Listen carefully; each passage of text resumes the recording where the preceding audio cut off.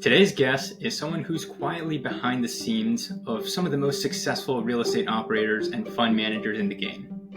Chris Schwagerl is a performance psychologist and the founder of Infinite Skies, where he helps real estate syndicators upgrade their mental system so they can raise more capital, scale without burnout, and lead with clarity. His clients have grown their portfolios by over 300% in just 6 months, and it's not because they learned a new pitch deck. It's because they rewired how they think, decide, and execute. If you've ever felt stuck at the edge of your next level, or you're carrying your whole business on your back, this episode's for you. Chris, welcome to the podcast. Hey, Leo, thanks so much for having me. I appreciate that. And I like the intro where I'm secretly behind some people. I feel like I'm wearing sneakers like in a Pink Panther episode, and I'm just like sneaking up behind them. That's awesome. Yeah. I love it. I love it. Well, Chris, nice to have you on. Would you mind just taking a quick minute to introduce yourself to the audience, give some more context of yourself, your background? Yeah, absolutely. I'm Chris Schwagerl. I am 44 years old. I'm a cusp of a Leo and a Virgo. I've got multiple degrees in psychology, child psychology, social work, masters, all that kind of crap. And I've been a real estate investor myself for the past 13 years and going to a bunch of real estate syndication conferences. I realized that a lot of the stuff that big time commercial real estate investors go through is psychological. And every conference I go to starts the same way, which is, hey, welcome here. We've got 3 days. Real estate investing is 90% mindset, 10% strategy. Here's 3 days of strategy, right? And so I realized that I had a place in the world of commercial real estate. And I've always been interested in psychology. Ever since I was in high school, I can remember some kids getting called to the principal's office. It was the same 3 kids every day. And I don't know why. It was like a shrimpy kid. But I felt like I could help these rough and tough dudes for some reason. And that's what got me really, really interested in psychology. I took a couple of courses in high school, which really helped me out. Shout out to Mr. Vandermoss. He was an awesome psychology teacher. He would do experiments on us. It was great. Then I went to college, got, degrees there. I've got 3 degrees plus a master's. And what I found about psychology is that a lot of it is finding out what's wrong with people. I was never really interested in that. I was way more interested in the applied science, as they say. How do we take people from ill to not ill? So I spent 18 years in that world, and I've spent the past 5 years in a different world, which is using different scientific and psychological frameworks. I'm not talking about illness at all. I'm talking about taking people from good to elite. So these are a lot of sports psychology principles that I work with now. And I've created my own STARS method out of 11 different psychological theories that I take all of my clients through. And what we do is we find the reason why you're not taking the big, bold actions that you need to take. And we put them in their place. And then we stay committed to taking big, bold actions. And it sounds simple, but there's a whole lot of frameworks to it. But it's not painful, and it goes well. And all of my clients say that they feel very relieved. And so that's me in a nutshell. Nice. Well, thanks for sharing that, Chris. I think you hit on a very important point that psychology. So I took some courses in psychology as, when I was in high school. I was very interested in it. I think I've always been interested in human behavior and why people think a certain way, and just trying to just work backwards from hey, why do I feel burnt out? Why am I feeling this way? And how do I move past it? But then I was promptly disappointed in class learning about various parts of the brain and all that stuff. So as the academic world gets, they view things a certain way, right? And it's usually not practically applicable into real life. The same way that when they teach you economics in school, it's not like personal finances. It's not like how do you manage your day-to-day bills and your credit score. Same thing with psychology. They teach you the different parts of the brain, but not so much okay, how do you recognize what are your limiting factors? How do you work through them? and become even better. And I think it's very special that you're focusing on that. Awesome. The punchline there is you can't. You can't on your own because you are in your own brain. You're too close. And so you can't, by definition, see your own blind spots. Mm. You need somebody else. And so that's why books don't work, why podcasts don't work, or let me change that. Why you think they work is because your subconscious filters out all of the really good, juicy stuff that's going to make you change. Your subconscious is there to keep you safe. Its number Mm-hmm. one job is to keep you alive. And so our brain has a bunch of shortcuts, right? We call them heuristics or schemas. And sorry to bring you back to academia there, bro. But so we have all sorts of heuristics. And a big one is, have we ever done this before? Yes, cool, safe. No, oh my goodness, sound the alarms. Mm. Because when your subconscious is signing your yearbook at the end of the day, it's saying, hey, Leo, love you, bro. Have a great summer. Never change, right? Never, ever, ever change. And so that's what it's all about, is keeping us the same. It's because these limiting beliefs love us and want us to be protected and take care of us. And so the more we fight them, the more we try to run away from them, the more they try to catch up and keep up with us. And so we need to figure out a way to be on the same side of the table, really embrace them and have them be a main character in our growth. Mm. I think just when you bring it down fundamentally, right? I mean, humans were just like any other animal. We're driven by our physicality, and our brains are wired a certain way. So that certain way that you touched on is survival. Literally, the genetic reason that we're here is to reproduce. That's it, Mm-hmm. right? So we're geared towards survival. We just want to do the bare minimum. We want to keep towards homeostasis because that is what expends the least amount of energy, burns the least calories, keep your existence alive, and then you reproduce, and that's it. That's literally your genetic purpose. But then, humans build on top of that, right? There's like so many things that you can do now, but it's not natural. It doesn't come naturally to us. So, understanding, being self aware of your limitations, of your tendencies, how do you work past them? That's how people get to the next level.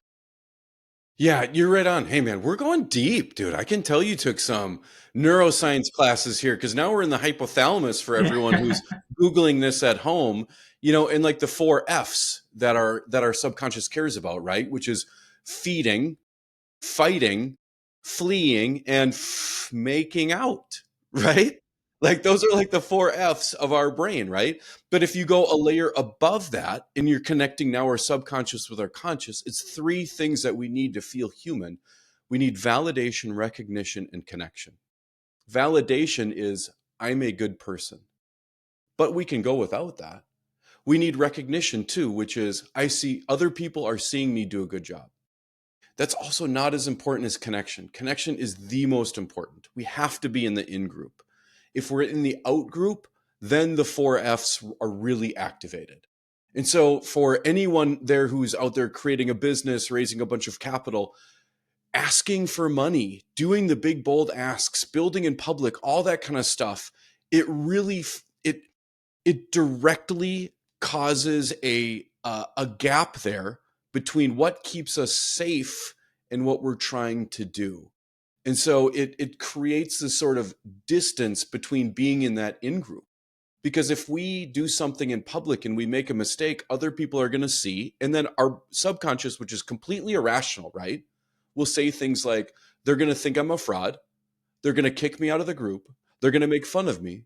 Everyone's going to write a LinkedIn post tomorrow about how much I suck. And then everyone's going to call me and say that I'm awful. And then, but that won't be all that bad because I won't be able to afford my phone. That'll get cut off in a few months. And then I'm out on all on my own. That's our brain goes there like Mm. constantly every single day. And so the big hack here to creating an awesome business is get validation, recognition, and connection outside of your business. Those are your biggest KPIs. If you've got that taken care of outside your business, then your business, you can do whatever the hell you want. It doesn't matter. You're just playing Mm. around. And that's how Mm. you raise a bunch of capital. And that's how you build an awesome portfolio. Right. So when you say that when you're doing something new, right? That big bold action, it's something that is not grounded in reality as a frame of reference for yourself, for your brain. So your brain is like, this is something that I haven't done before. This is risky. There's danger. There's uncertainty. So I don't feel good about it. And you can honestly see it out there that you hear imposter syndrome is very common out there. And like sometimes, for me, just like watching other people in the space, I do see it in them. It just like they have this kind of nervous energy to them that you can sense it. But I think what people get wrong is that they assume, imposter syndrome or, fake it till you make it is kind of a necessary part of it. But I disagree because I think that you only feel you need to fake it till you make it because you haven't become it on the inside. See, there's two things, right? You have to believe that you're that person. You have to believe that you are deserving the outcome. And then you have to actually do it in real life. Okay, most people they don't have either part, but if you go in, if you do the internal work, the upfront internal work to build yourself up, to build up that identity, to give yourself reasons why you can do this and figure out the actions that need to be done and reduce your fear that way or your anxiety, then you're halfway there. So for me in particular, I've never really felt imposter syndrome or anything of that because I spend a lot of upfront work deconstructing what I'm about to do and sort of building up mental frames of reference to sort of say why I can. That's not to sound arrogant, but I think it's just to show that there is a way around it. That with preparation, you can really become a better leader and going into the unknown. Absolutely. And that's awesome that you did that work up front. And about half of men feel imposter syndrome, about 90% of women do. And so I'm fascinated by that. And I'm fascinated by the work that you did, to eliminate imposter syndrome. You mentioned that you're like breaking down huge tasks into small tasks, right? Like I can do that, instead of like building a house, you're like, hey, I can uh, get a permit, like something like that. What else have you done in terms of your own personal, like internal work? I think it's a lot of deconstructing the big goal as much as I can. So I know a lot of people, they say, hey, set a big goal, dream big, but then they never work back from there. They never figure out how to manifest it, and therefore it stays a dream. So I break it down. I mean, yes, I have like ultimate goals and then near term goals or medium term goals, near term goals, and then there's like little projects. So I'll give you an example. So right now, I'm raising capital for a deal that I'm looking at. So, okay, how do I do that? This is a larger deal that I'm used to. Okay, what needs to happen? How much needs to be raised? How can I make it happen? Okay, I need to make a certain kind of pitch deck. I need to research the market. I need to get comfort around this. I need to be able to tangibly and convincingly explain why my choices make a lot of sense. It's like, hey, look, if our minimum is 100,000, it's 100,000 because of this. It's not like it's 100,000, you know, Mm-hmm. and like people sense that. Um, Doing the upfront work, I think, is what a lot of people they don't set aside time to. I just personally like my brain doesn't really shut down that often, so I just like in my spare time I just fill in the mental gaps that way. Um, that's it's hard to explain, but that's something that I've been doing. Gotcha. So it's breaking it down, but then also there's some storytelling elements there, and there's some selling it to yourself so that you can serve to other people instead of selling them, right? And offering up an opportunity to invest instead of, hey, here's my deal. So there's some of that kind of work that you're doing. Um, I'm interested to hear about taking on something bigger, like that's a fun concept, right? Yeah. This taking on something that bigger than before. What were some of the things that you were telling yourself about why you shouldn't and why you should do this? I think the shouldn't part is easy. I mean, like naturally, like the human tendency is towards survival homeostasis. So it's just like you shouldn't do it. Like there's no track record. Like you've never done it before, so why should you? Versus why you should. When you think why you should, you sort of put your thought from outside of you. Because I think too many people are too selfish. They think, why am I? Instead of what am I giving? So the one trick to go on a slight tangent, the one trick that I internalized to get over sort of my fear of public speaking is just realizing that it's not about me. Like they don't care about me speaking. They care about what I have to say. So I have to serve the audience by putting out a good message, right? I have to serve them, make good use of their time. So in this case, in a bigger project, how do I give them a good opportunity? So I have to make the business plan so convincing that it's going to work. So how do I do that? I have to have good people by my side, good systems, a good team with a nice track record. They know what they're doing. We're all dialed in on the same mission to make our investors money, to bring affordable housing to people, that it all makes sense. And I think that is the woo woo part that some people don't believe in, especially if you come from the corporate world. You're not used to hearing that. The corporate world is a very, very logic based, very head based world, but entrepreneurial world is more like building yourself up. And I think that's the one of the biggest takeaways that I've had just being an entrepreneur is like who you become in this process of delivering value to the world. Yeah. I see a lot of parallels between entrepreneurship, like what you're saying, and the C-suite, not necessarily like management or mid-management level in corporate, because there you're um, a more agreeable, where we can't really be agreeable where we're at, as entrepreneurs. We have to be unagreeable. We have to be cranky old dudes, right? The old saying that my grandma would say, you get what you get and you don't throw a fit, doesn't hold true if you're an entrepreneur. Or if you're in the C-suite at corporate, you have to throw fits. That's literally what we do. That's like the layer underneath value add is throwing fits. Like what's wrong with this? Let's figure this out. And Mm, so I love that idea of entrepreneurship as personal development. I think other than being a parent, we are on this gigantic, the biggest personal development journey that you could possibly go on. And it's about figuring out how you can show up best. And mm, so you nailed it, like yeah. how you can show up best is surround yourself with people who can do the job, convince yourself of what to do it. You've done a lot of logic. You seem to be a logic thinker there in the Myers-Briggs. You'd be an ITFJ, I would imagine. And you've solved the problem so that you logically figured it out so that emotionally those don't rise up, because that's when things are going to uh, invoke some chaos in your world. Am I seeing that right? Mm, for sure, for sure. I think that's a big part of it, right? It's the mindset portion. So if you look at everything that goes into making something happen, there's the mindset, which is the pre work. It's how you show up. It's how you get ready for the task at hand. And then there's the doing. So it's your inputs. It's what do you lead your team to do. And then there's the what happens. So what happens? What's the output when you do the input?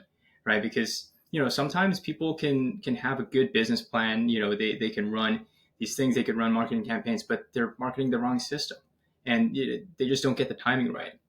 Right? If we're talking like call it in the startup world, there's companies that I was looking at this company called Tubi. I don't know if you've heard of them, but they were doing yeah TUBI or something. During COVID, they were spending a ton of money into making direct vertical content that you can watch. It's like cinematic vertical content, and they didn't get the timing right because it didn't really catch on. They had to sell for pennies on the dollar. Shareholders lost their money, and everyone went bust. And then now 2025, we're seeing a huge uptick in cinematic content that's directly vertical. So I think that's interesting, right? The three components: how you show up, what you do, and then the output of what you do. I think all that goes into success. Hey, all right, man. I love that. Now you're starting to speak my language. I have no idea what vertical content is. I'm thinking of someone who turns their monitor upright. That's all I know about Just that. like on your phone, like when you're on TikTok on your phone, you see something Oh, cinematic. It's like yeah. a video instead of like shooting horizontal, it's shot vertical. Interesting. Okay. Yeah. Okay. Hey, thanks, man. Now the whole audience knows that I'm like a 44-year-old bald white guy because I have no idea It's what that never is, too right? late. Honestly, it's never too late. Um, yeah, when it comes to technology, it's only going to get faster and faster, but where you will be is entirely up to you. I think I see too many people just throwing up their hands saying, ah, screw AI, like AI is going to take all our jobs, blah, blah, blah. But like, that's the, okay, I mean, so what? That's, first off, so what? But second off, like, that's the wrong attitude to have. Like, you have to just try to grasp it, right? You have to do everything that you can to stay ahead of the curve. It doesn't matter where you are, but if you're not putting in the inputs, then don't expect the outputs. Yeah, I love it. I use, I was talking with my father-in-law the other day. We were having a stogie together. Sorry if this is a kids program here. I was No, having no, some no. bar. But anyway, he was asking me, he's like, hey, have you heard of AI? And I'm like, yeah. He's like, do you use AI? And I went home and I added it up, and I think I use like 14 or 15 different AI applications in my business, right? It's fantastic. I'm wondering your take on this, Leo. Mm, I've got a philosophy here about AI and what that's going to do to raising capital, to sales, to meeting people. But I want to hear your opinion. How do you think that's going to change in the future, particularly with raising capital, particularly with growing a real estate portfolio and sales and all that kind of stuff? How is AI going to shape things? Let's say we're having this conversation 2, 3 years from now. yeah, I think it's going to make the individual labor unit much more leverageable. I hate to sound so so fundamental like that, but it's going to make so that someone like me, right? So I run a small team. We have 10 people, but I have the same 24 hours as you have. So I can only have this one call. I can't be two places at once. But through AI, there's ways to get more scale. So yes, we know with content, there's one way. If you put out a podcast, it's on Spotify, it's on YouTube or something, it could be viewed by other people, and they can understand it. But with AI, there's other tools. There's an avatar generation. Like, you can just give it, like a minute of you. That way it will get a video bank of your actions, how your lips move, and then it will make a kind of like an 80% there. Like, if you're looking on a phone, you can't really tell it's not really me, but it's scary accurate, and it's only 2025. And you have to remember that literally a year and a half ago, we were having that video of the janky looking Will Smith eating spaghetti, right? That was AI video generation about a year ago. Versus now, you're like, oh my god, it came so fast. So I think it's going to help the explanation a lot faster. If someone wants to have a preliminary chat with you, you could. They're going to ask the same questions anyways. It's like, okay, tell me about your team, your track record. Why do you do what you do? Okay, then you have like someone talking to you. So that will just give a piece of you to more people. Hmm. I haven't heard that before. You're talking about more touch points for people with content and all that kind of stuff, and that's great. We're all doing newsletters and LinkedIn content, all that kind of stuff. So we can be in more places at once.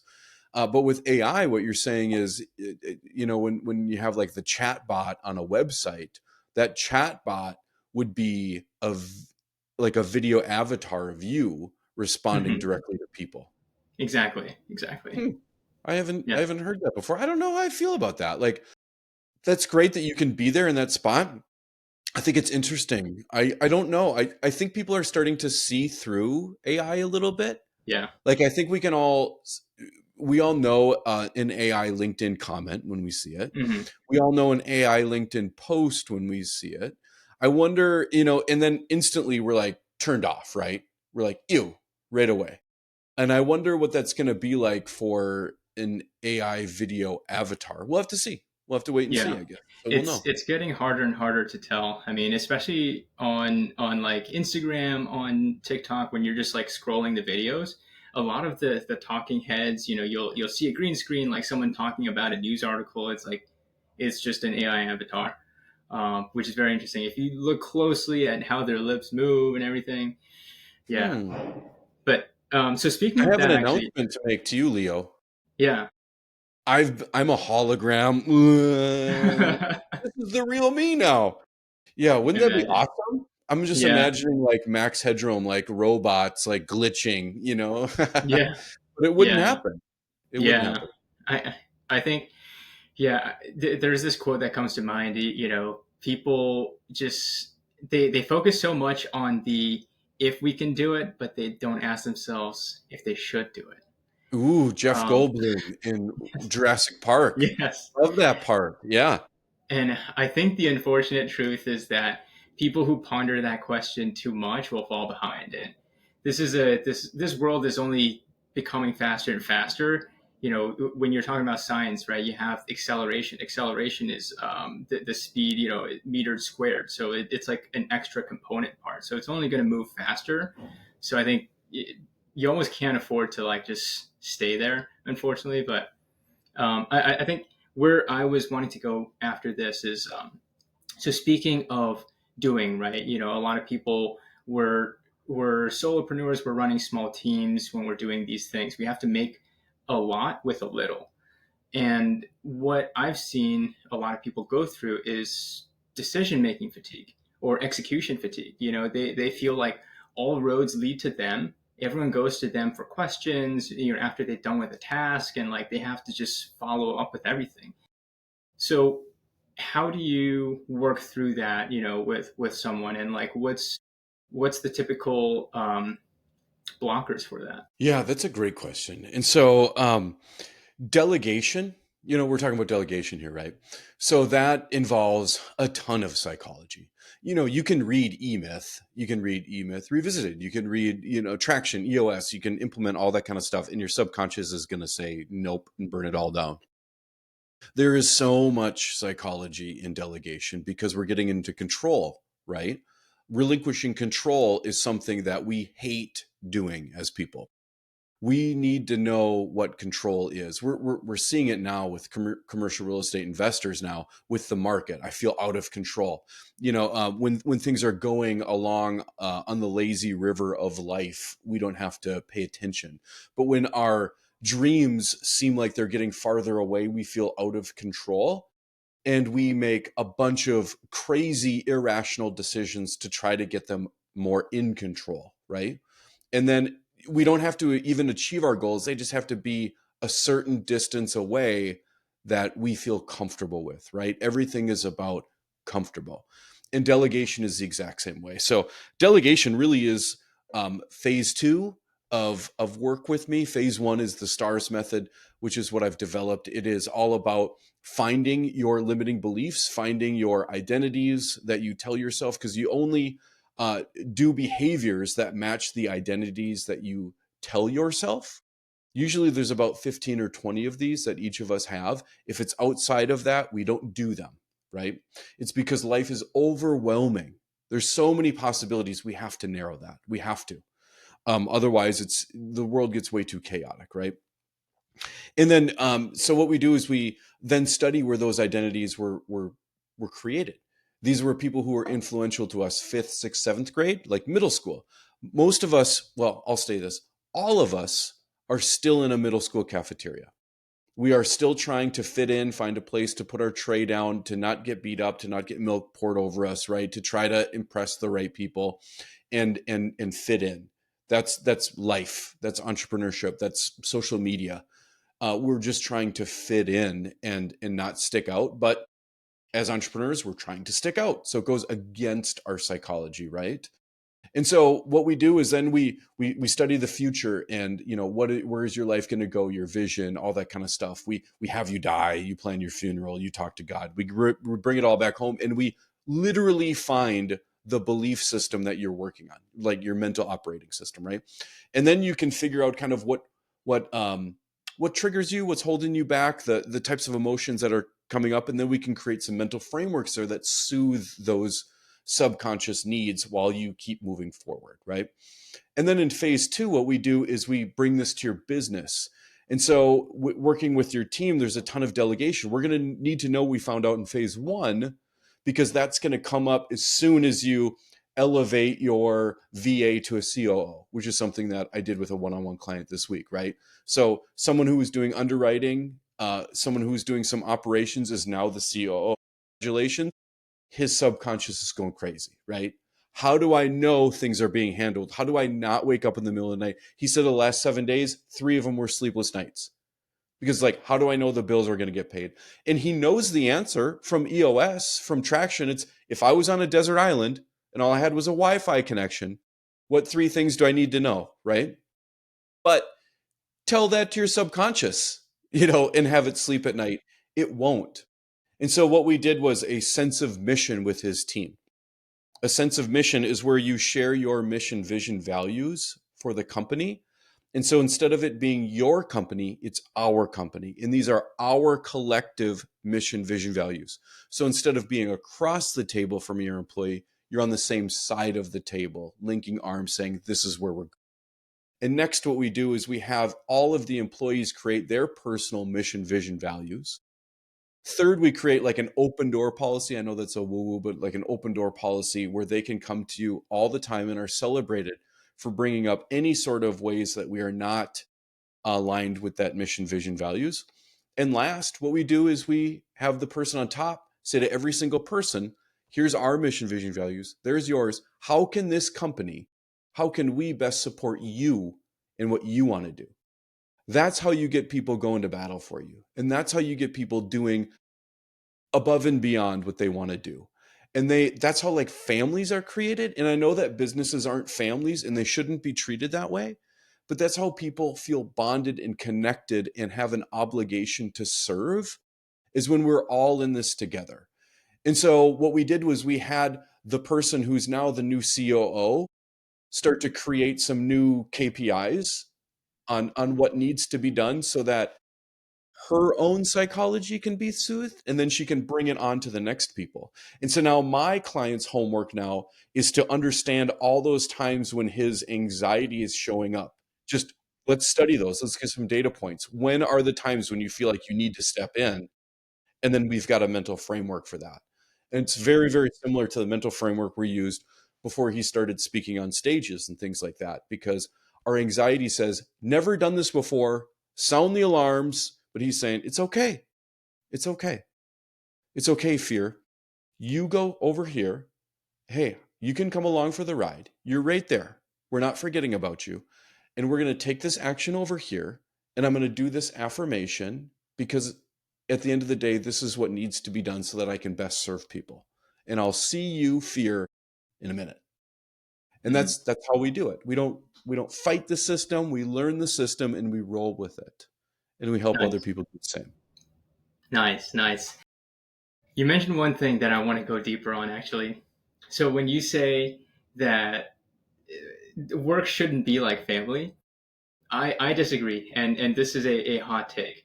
And why I disagree is because when you think about psychology, right? The First off, humans.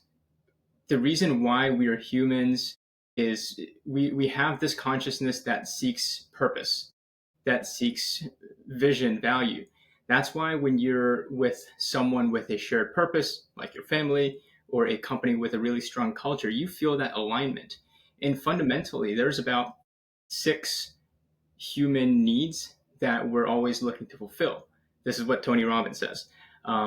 So the need for being connected is one of them. And you can fulfill that need through your family, through your work, through other places, through your community, your pickleball club, anything, right?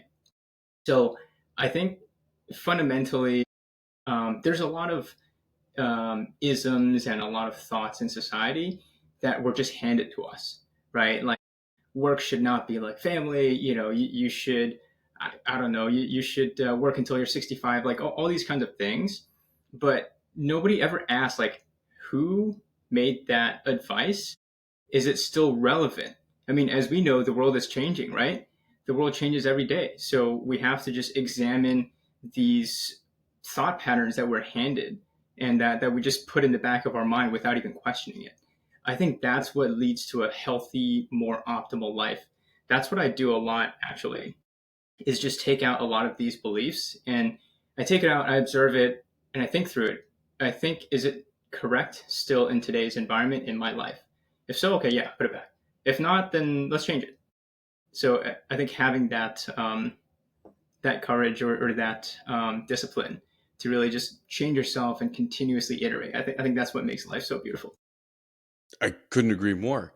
But I deeply disagree with you about family and work because and we can go to the different levels of self-disclosure and human connection here, and connection is the absolute psychological need that we have, right? Above all else, or our drive, or whatever you want to call it, depending on what theory you're looking into. We need connection more than anything else, right? But let me ask you this: if shit hits the fan, are your coworkers going to be in your bunker with you? No, it's going to be your family. At the end of the day, we need to have boundaries that say, hey, I'm here to do work. We are here to have this same, mission. We're working together to accomplish these needs, and then we clock out and go home. And as much as we feel connected, that is not family. Family is much deeper than that. Family is a shared connection, it's a shared history, it's a shared future, it's shared culture, it's shared language. Sure, you get some of those in a company for sure, and you spend a lot of time with them. But we need that balance of going home at the end of the day and living our lives. It's like saying, um, my work is my family is just makes me want to like tear up and cry, because we are so much more than work. We are so much more complex and robust people than work. And family are the people in our lives that we don't choose, but we are beholden to them. Where anyone on your team could leave right away, you could also fire anybody on your team. Sure, you're working towards the same thing, but family is more than that. Family is way more than business, and family is way more than market conditions and standard operating procedures and all of that kind of stuff. And so I disagree with you on that. And that's perfectly okay because you see, with these things, right? I mean, it's very hard to get a group of people to agree on something, and the bigger you get, the more nuanced the yes or no, the less clear the black and white becomes, right? It's like if you hold up like a bottle, can a group of five people agree this is blue? Yeah. But then maybe if it's a room of 100 people, maybe some people can't see it that well. They'll say like, I think it's green. So, I mean, there's different ways to live life, and certainly like different levels of definition that we ascribe ourselves. So, yeah, I think the truth is that you should live what's right by you. That's the most that you can do. So, I Yeah, think, couldn't agree um, more. In that, now yeah, we're getting into authenticity, which is awesome. The amplification of who you are out loud. I love that, right, because right, that's like where the magic is. And that's my fear with AI, to bring that back up, is that people will lose their authentic sense of self, and people will lose who they are in the things that make them cool. And what's funny is in 2025, we have all sorts of AI bots, and I, encourage my clients to use them, because you got to have touch points. All the science is there. You got to have a bunch of touch points, but nothing is raising capital more than getting belly to belly with someone, having dinner with someone, having lunch with someone, having an actual relationship with someone, and getting to what we call in psychology like level 6 disclosure, where you're getting into things that you feel guilty about, things that you've made mistakes on and have corrected. And you're just not going to get that from AI. And so it's interesting that the more AI that gets used, the more that like being yourself and human works. And so I'm just interested to see how all this goes in the future. yeah, yeah. I think there's a lot of ways that it could play out for different kinds of people, right? I think for for the ones that want it, that want that sort of next level of experience, they can get it without actually having it. It's like if they want to communicate with you, they can get like 80% of you without like face to face time. So there's like pros and cons, right? But then it doesn't substitute like grabbing dinner, like us actually talking through things. So Hmm. that brings up an interesting point just about leverage, about delegating. Back to our earlier question. So I know a lot of entrepreneurs like when they're building a business, it's a lot of juggling, right? They have to do something that they've never done before to try to test out if their product is worth it in the marketplace, but also they're working against a really tight budget. So how do you sort of balance, budget, um, and doing, right? Because delegating is one thing, but delegating takes resources. You need to have a certain level of resources to be able to bring someone on, train them, all that stuff. So how do you sort of balance that? Is there a way that you think is right to go about certain things? Maybe you have to spend money to make money, or anything of that such. So what you're asking is, when someone's first starting out, how do you get going, even though, and like testing products and iterating products and offers and things like that, when you don't have a lot of resources? Is that your question? I think beyond that too, is just how do you allocate your scarce resources of money, effort, and time to grow at different levels of your business? I mean, there could be a cash crunch at any point in time, right? I mean, if you're starting off, yes, that's the most obvious one, but I don't think many people talk about when you're in the middle, when you're trying to scale up, when your expenses sort of match your income. So how do you grow from there? Do you go into the negative to become the positive, and so forth? Yeah, I think that's a really good question, but probably not for me. I'm not a business strategist here. And so I don't know. I think people know the answer. Part of the reason why my clients get such big results is because they already know the answer, but they're not giving themselves permission to do it. You know, there, I spoke with Joe Fairless in December, and he was talking about how, he's, what does he have, 2.7 billion assets under management, right? He was saying that you can just build a $2 billion real estate portfolio with free information online, right? The roadmap is there, the playbook is there. Why don't people? It's because they don't get in the car and drive the roadmap, right? And so I think people know what to do, and you can find what to do. People don't do it. Why? It's because there's something easier that makes them feel safe, right? We always choose something easier. If we make a to-do list of 10 things, most people will do the easiest thing first, you know? But what you should do is the thing that moves the needle, but we don't. We avoid that at all costs. And so what we do is we get incredibly good at being super busy doing crap that doesn't matter. And I think that's what you're talking about, is that kind of messy middle where you've made some progress, but you don't have enough to bring on other people. And that's, I think, where Alex Hermosi talks about most entrepreneurs just live the same 6 months of their life over and over and over, is because that they don't do the inner work that they need to develop. And so I think what people do is they take a look at shiny objects and strategy and tactics, and they think it's something external. They believe the lies that their brain is telling them, that there's nothing to see here. Where really what you got to do is you got to get that engine going. It doesn't matter which path you take. You just have to keep going on that path and not stop. And now we're on to like the four levels of core competency, right? And so I think what you're describing right now is that point where you're between level 2 and level 3. Level 1 is shiny objects. I don't know what I don't know. I think I'm an expert. We're at Dunning-Kruger effect now. I think I'm an expert because everybody can buy a bunch of, mobile home parks for no money down, right?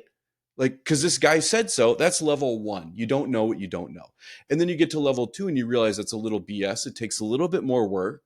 But also you're starting to see some gains. You've got the blueprint, but you haven't done anything yet. To get to level 3, you have to do the thing. And then when you get there, you realize it's a lot harder than you thought. And between level 2 and level 3, that's where people get stuck in that middle, where I'm getting everything I need to soothe myself subconscious, right? I'm making just enough money to get by.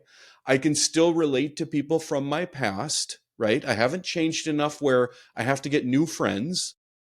But then again, I haven't changed enough to where I'm living my dreams. And so we're right there in the middle.